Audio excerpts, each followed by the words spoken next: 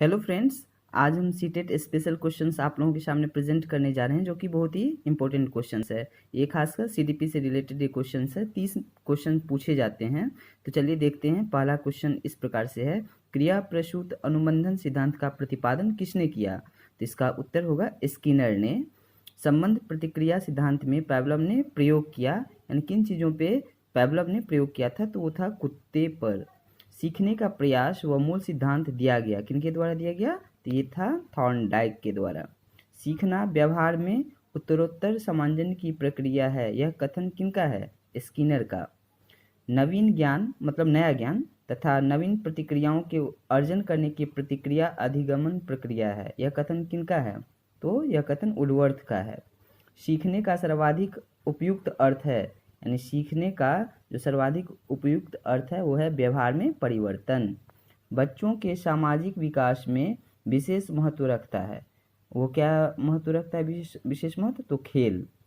संवेगात्मक विकास को प्रभावित करने वाला कारक है, यानी इमोशन को जो अफेक्ट करता है उसका कौन सा एजेंट है? तो वो है मानसिक योग्यता।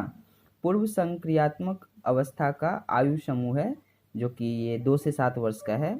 संवेदी गामक अवस्था होती है जन्म से 2 वर्ष तक। पियाजे संबंधित हैं, पियाजे का जो सिद्धांत संबंधित है वो संज्ञात्मक विकास के सिद्धांत से, यानी कॉग्निटिव डेवलपमेंट थ्योरी से रिलेटेड है। सूक्ष्म गति कौशल है लिखना। शिक्षक को ज्ञान होना चाहिए किन किन चीज़ों का? अध्यापन विषय और बाल मनोविज्ञान का। शैशवावस्था के लिए उत्तम शिक्षण विधि है मॉन्टेसरी विधि, किंडरगार्टन विधि, खेल विधि। शिक्षण प्रक्रिया के अंग होते हैं, यानी शिक्षण प्रक्रिया के कौन कौन से अंग होते हैं? शिक्षक, शिक्षार्थी और पाठ्यक्रम। अभिक्रमयोजित अधिगमन का प्रयत्न किया किसने? तो स्किनर ने। हस्तशिल्प की शिक्षा दी जानी चाहिए, या हाथ पकड़ के बच्चों की शिक्षा देनी चाहिए। ये होते हैं पिछड़े बालकों को, जो बच्चे बहुत कमज़ोर होते हैं उनके लिए है। एसआर थ्योरी के जन्मदाता थे थॉर्नडाइक। एसआर थ्योरी मतलब स्टिमुलस रिस्पॉन्स थ्योरी के जन्मदाता थे थॉर्नडाइक। अभिप्रेरणा के कितने सिद्धांत हैं? तो 6 हैं ये।